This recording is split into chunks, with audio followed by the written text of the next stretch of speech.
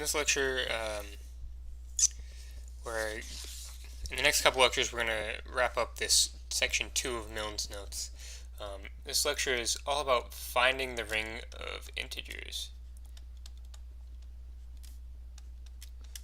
And so, what do I mean by this? I mostly mean, how do I determine a set of generators for this ring of integers as a Z module, as an abelian group? Finding the ring of integers. Okay. So, just to give you an overview of what we're going to talk about in this lecture. There are two main pieces. We're going to talk about the relationship between bases and square-free discriminants.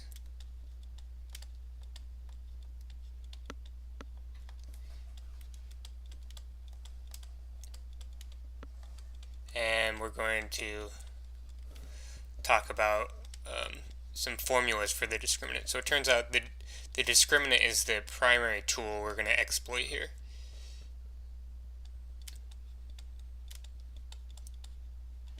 And so being able to compute this in a bunch of different ways is going to turn out to be useful.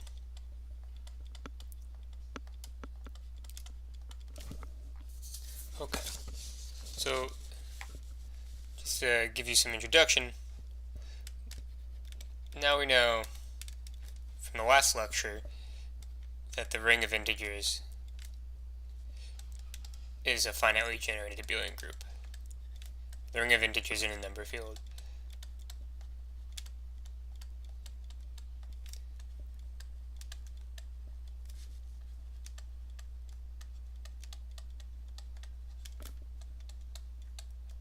Okay. So the next natural question is, how do we find generators? How do we find a good list of generators for these C modules? So how do we determine generators?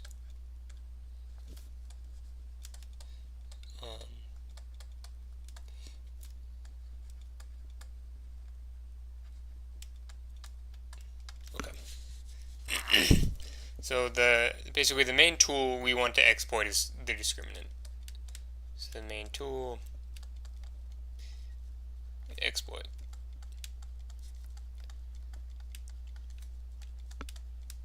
is the discriminant. Okay, so how are we going to do this? The primary thing we're going to use is the following proposition. So I think this is 23.1 proposition.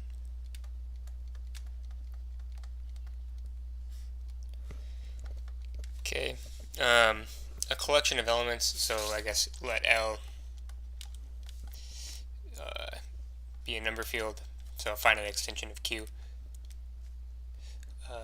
Number field, let's say of degree n, or of degree m, be a number field of degree m over Q.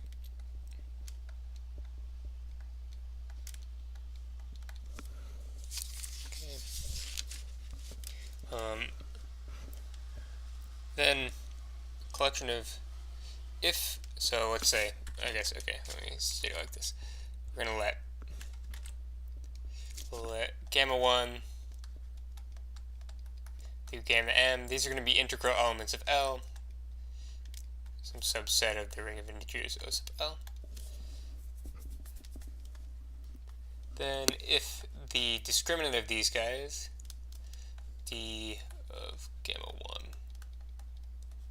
gamma m, is square free,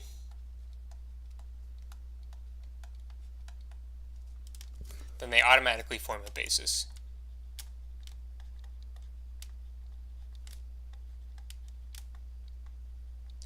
A basis for OL. Basis for OL over Z. Okay. So this is kind of the main thing we're going to use. Proof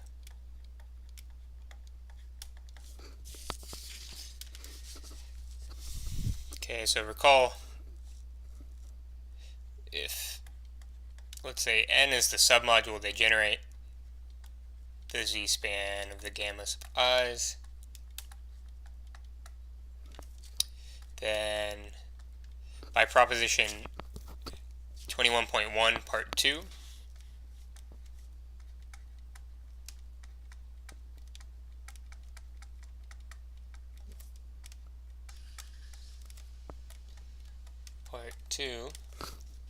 what do we know? We have this formula. We get that the discriminant of these guys, gamma sub m, is the index of this submodule squared times the discriminant of the actual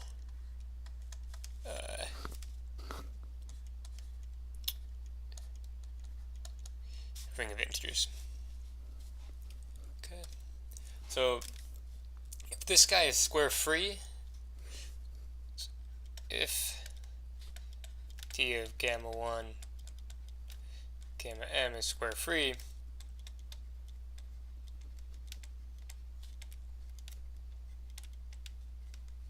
then we're kind of we're in a pretty lucky situation. Then what can we say? This basically, these are two integers. So this is an integer and this is an integer, and this is a square integer. For this guy to be square free, this number has to basically be 1. Then O sub L, the index of O sub L, like ostensibly it could also be -1, but the index is always positive, so this index has to be 1, and n equals O sub L as desired. Okay, so it follows immediately from this previous proposition. Just to kind of remind you what went into this. Basically, if you write down like the change of basis matrix from the some basis of O sub L over Z to this guy, then this is going to be the determinant of that matrix squared, which in the case that your ring is Z, the determinant of that matrix also happens to be the index of the submodule. Okay. So yeah, the thing that I was just talking about there comes from the lecture on free modules. So that finishes this proof. Just to warn you,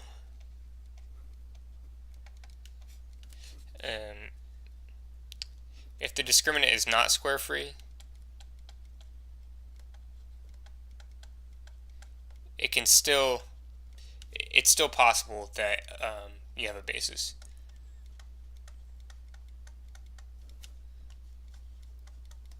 It's not an if and only if.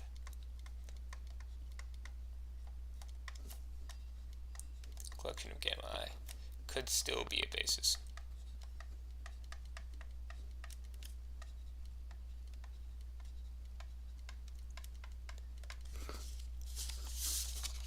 Okay, so the examples of like rings of integers get fairly complicated fairly quickly. I'll talk about our general approach. So basically the simplest approach is as follows.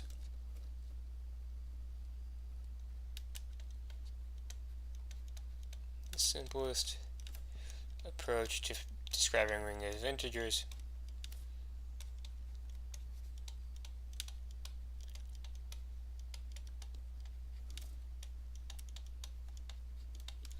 rings of integers. Okay, so step 1, we're going to identify L as something like maybe Q adjoint alpha for some algebraic, not just algebraic integral with alpha integral over Z.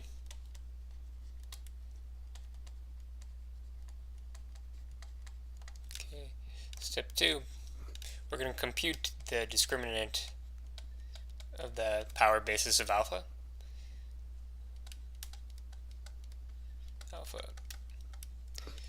Alpha to the m minus 1, 3. If this is square free, then we're golden. So the way that, like, the most basic way to find rings of integers is kind of requires a fair bit of luck, because you need to find a power basis with square free discriminant.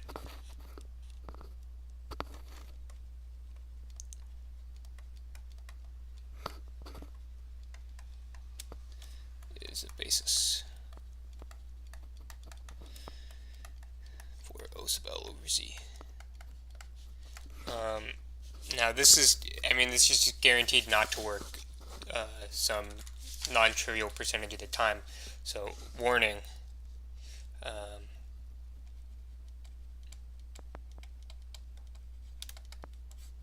So this remark up here really is another warning. So if this discriminant is not square free, you don't know that this isn't a basis. And the other piece of information is that not every ring of integers has a power basis.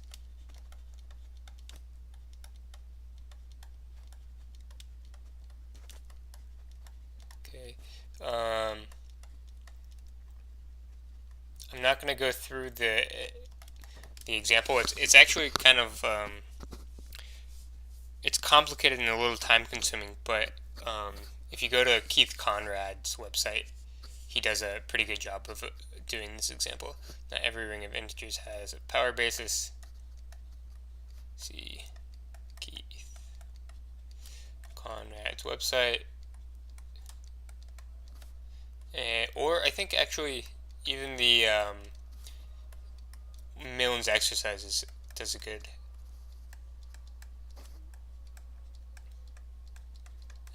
Let me see. A couple seconds, seeing if I know which one this is.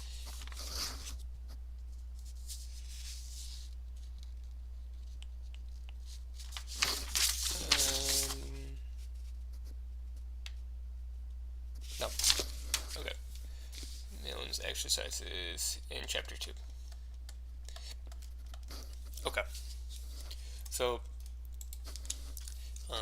with this in mind, essentially, it becomes useful to have a technique to compute discriminants. Okay. So we see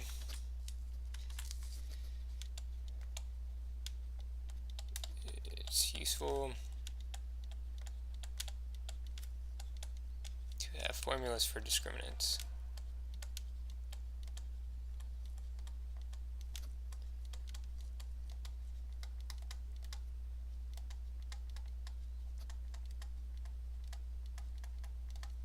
Okay, so let's go ahead and talk about our first formula here. So 23.2.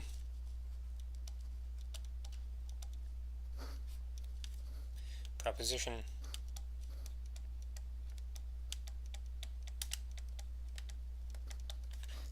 Let L, let's say this is K join beta, for some beta algebraic.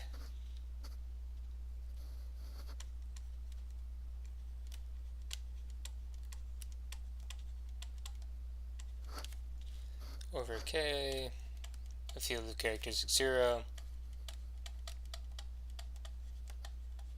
So this characteristic 0 is mostly useful for the fact that separability is guaranteed.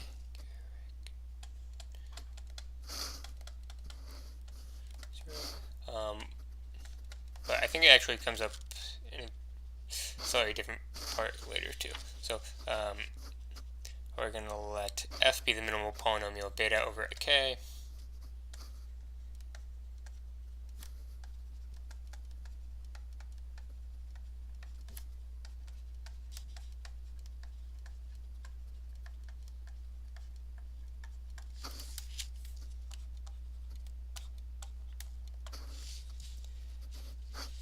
And so if we have some information about how f factors, so if f factors as the following product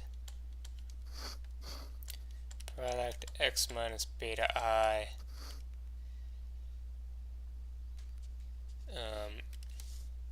over the Galois closure of L,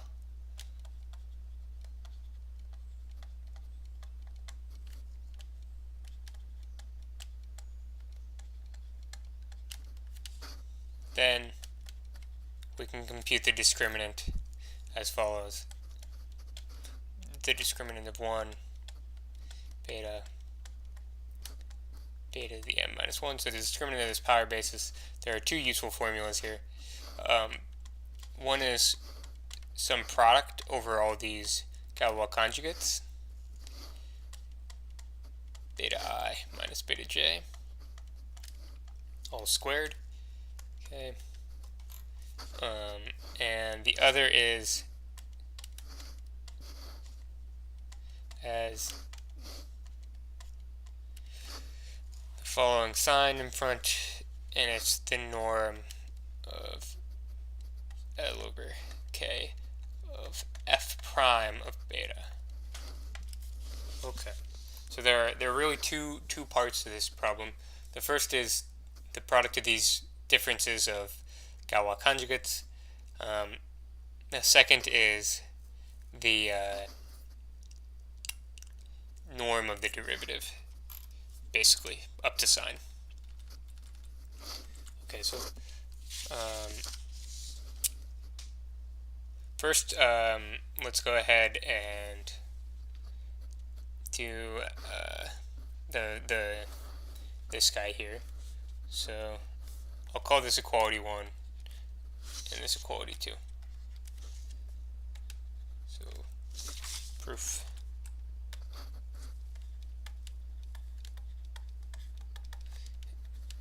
We first prove equality 1.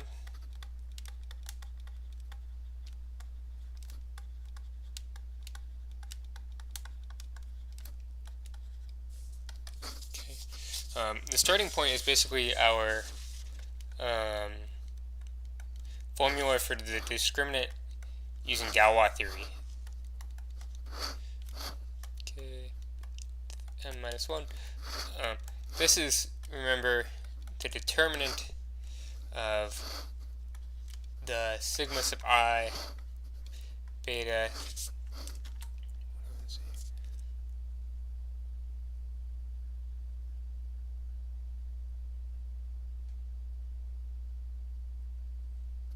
oh, I see, yeah, I remember now.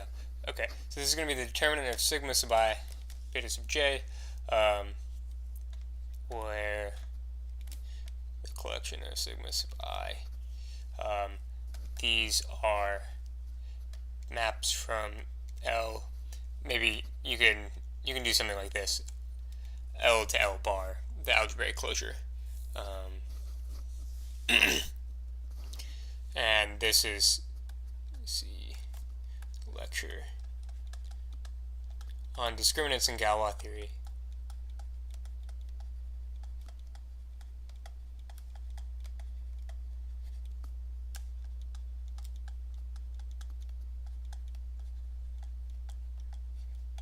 Okay, and this should be squared, sorry. Okay, well, these are, should be field embeddings.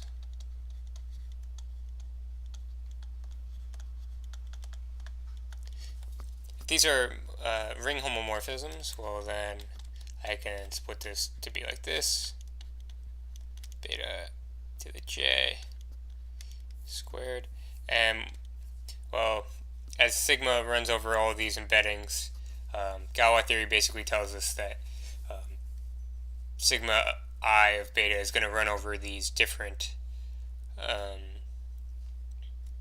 should be a matrix, sorry, just so that we're clear what's going on. Sigma I of beta is going to run over these different Galois conjugates, the beta sub i's.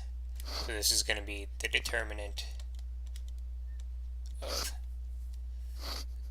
sigma sub I, or sigma, the determinant of beta sub I to the j all squared. So you might ask, like, why does sigma sub I of beta equal beta sub I? Basically, you can choose the you can choose the order of the beta sub i's so that happens. Sigma sub I of beta has to be one of these beta sub i's, and every beta sub I will appear exactly once in the list. So just order the beta sub i's so that the i's match. And then the last thing is just something called the Vandermonde determinant.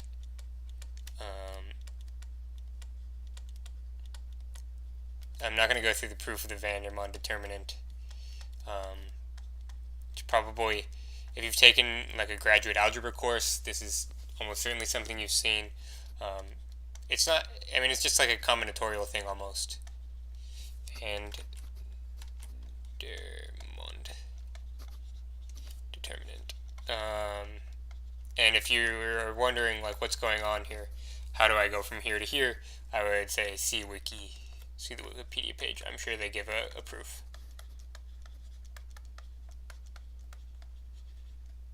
Of the Vandermonde determinant.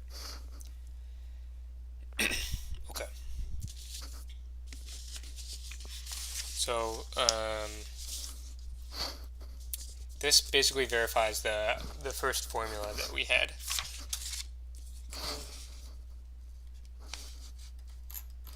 The second equality is a little bit trickier, so we proved the second equality now. So we're going to start from 1 and go to 2. 2 from 1. Okay. So start out with this guy.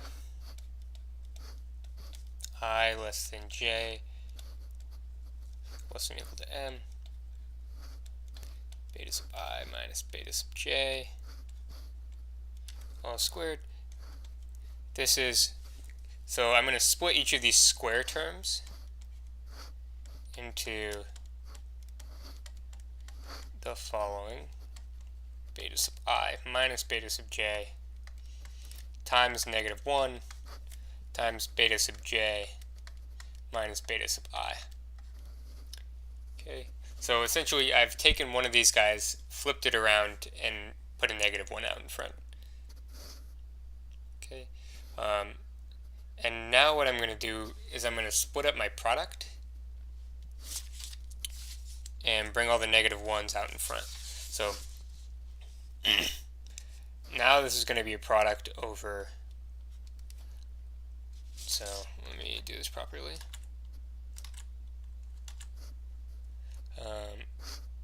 It's going to be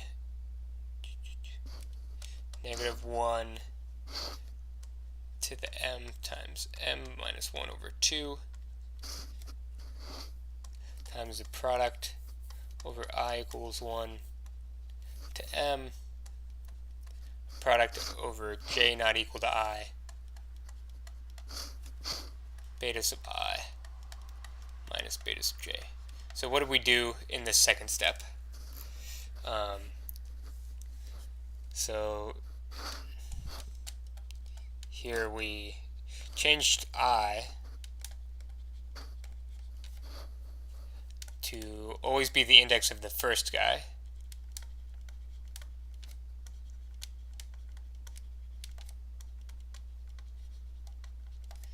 Always be the index of the first beta sub I, of the first beta. Okay.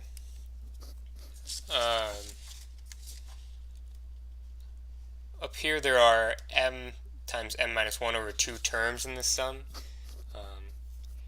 You can think of this as like some like diagonal entries. Okay. In an m by m matrix, how many entries are there on or above the diagonal? Something like that. And so what's going on here? Oh, actually just above the diagonal, not on or above.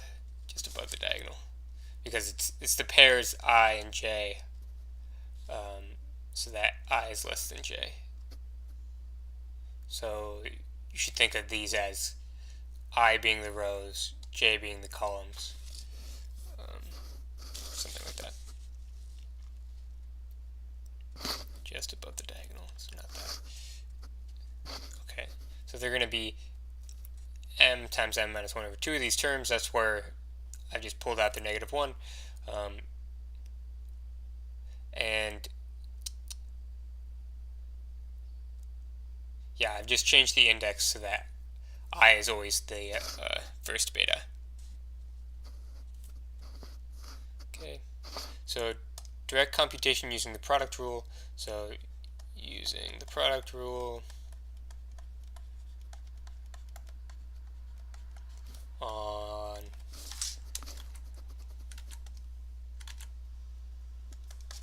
what is this? F. This is the product of x minus the beta i's. What does that give us? It gives that f prime of beta sub I is the product over j not equal to I beta I minus beta j. Okay, so you can check this for yourself. Use the product rule on this thing and plug in beta sub I. And the only term that's not going to get killed is this one. Okay, then what do we see? The discriminant beta to the m minus 1 is negative 1 to the m times m minus 1 over 2 times the product over I of f prime of beta sub I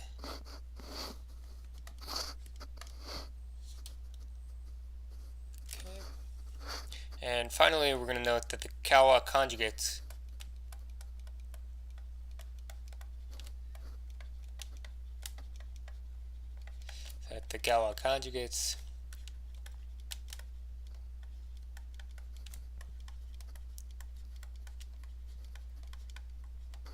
of f prime of beta are sigma sub I of f prime of beta. Well, this is f prime of beta is a polynomial with coefficients in k, so these two things are going to commute. F prime sigma sub I of beta, which is f prime of beta sub I. Okay, so by our notes on norm and trace, or norm, trace, and Galois theory, so by our notes on norm, trace, and Galois theory,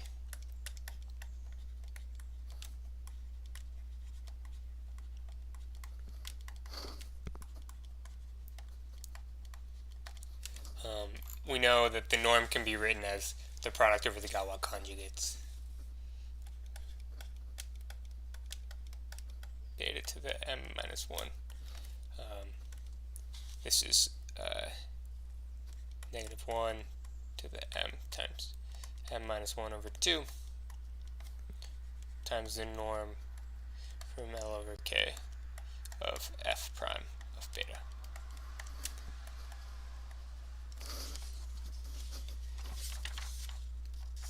Okay, so we've proven this second formula here.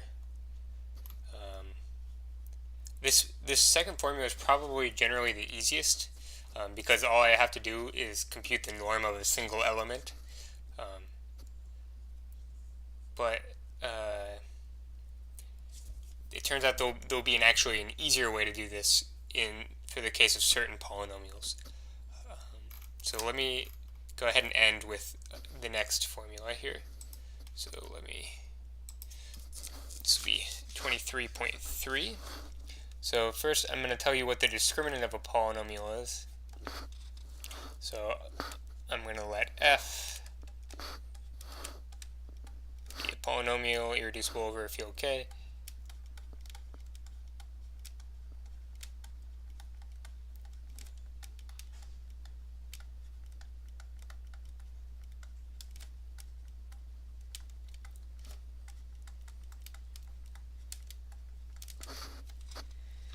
Okay, we define the discriminant of f. The discriminant of f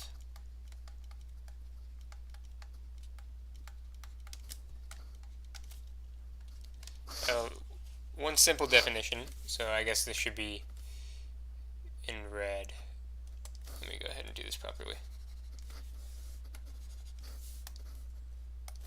The discriminant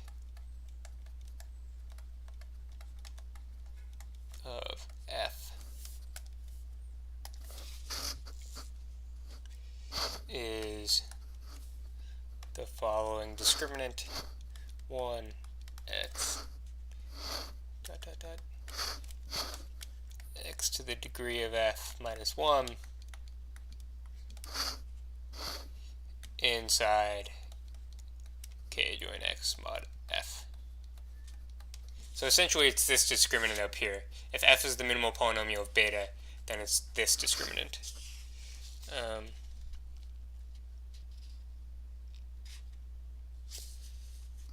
So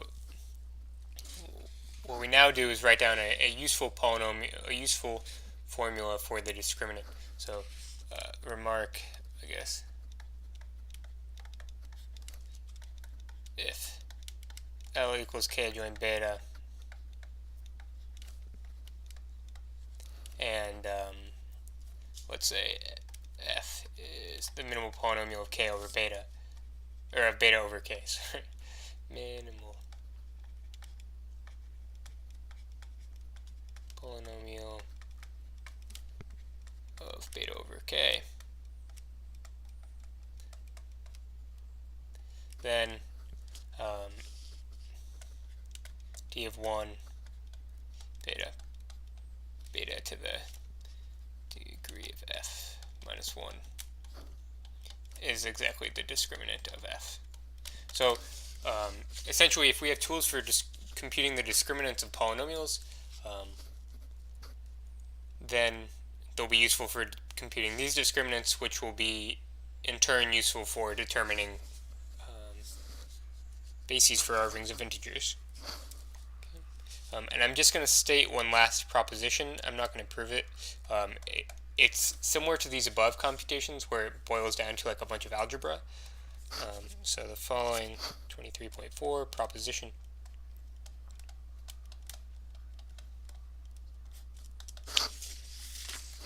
So we're going to suppose we have a polynomial in the following form.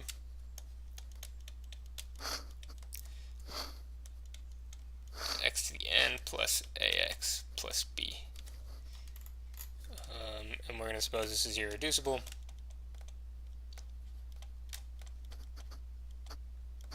Probably over a field of characteristic 0, but I think maybe it's enough to assume irreducible and it's separable. Then the discriminant of f has the following formula. So this is far and away the most useful formula for discriminants. Negative 1 to the n times n minus 1 over 2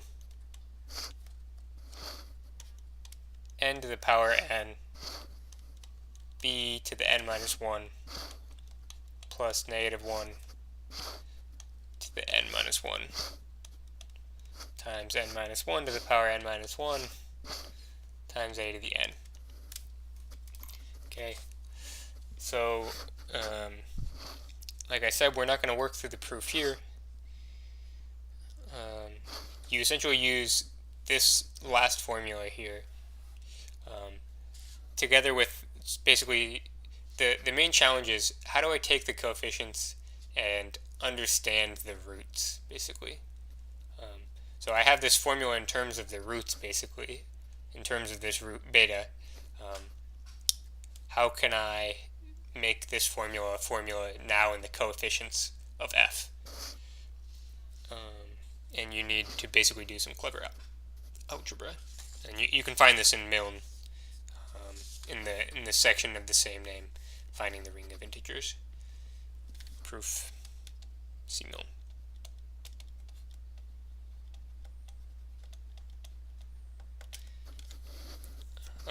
And just to kind of wrap up with something nice, let's see what this tells us about a quadratic.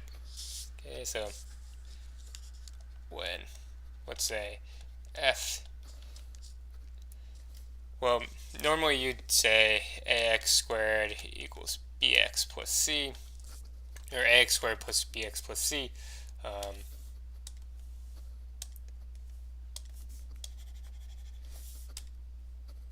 But supposing I divide through by my leading term, so x squared is going to be b over a x plus b over, or c over a. C over a. Okay. Then what does the discriminant formula give? Then the discriminant of f, in this case n equals 2, so it's going to be negative 1, 2 times 1 over 2 times 2 squared b to the n minus 1, so this is b over a to the n minus 1, which is 1, plus negative 1 to the 1 times 1 to the 1. Oh, I screwed this up. This should be c over a, because b corresponds to the constant term here. It should be c over a, so this is a little confusing, but it should be c over a, and this should be a to the n, which should be b over a squared. See here. Okay, now just simplifying out, this is going to be, so negative 1, this is going to be negative 1 to the 1, so negative 1 times 4c over a, negative 1 minus b squared over a squared, okay, which is going to ultimately be, if I make a common denominator here, it'll be negative, oh, I guess I should maybe pass the negative through and swap the order of multiplication. It'll be b squared minus 4ac all over a squared. Okay, and if I take the, what do I want to say here?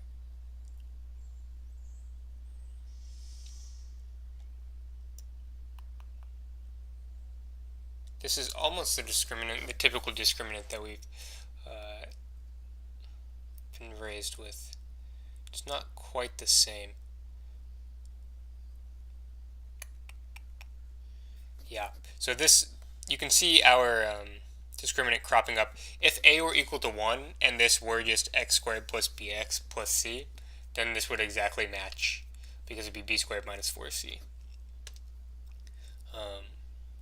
Yeah, there's, well, I guess technically it is exactly the discriminant that you would know. This is b squared minus 4ac. If this is b and this is c, then these, what am I trying to say? If you computed the discriminant of this polynomial using the definition you maybe learned in high school, and you compute it using this formula, they're the exact same thing. Okay, so this discriminant exactly matches the definition that you may have seen before.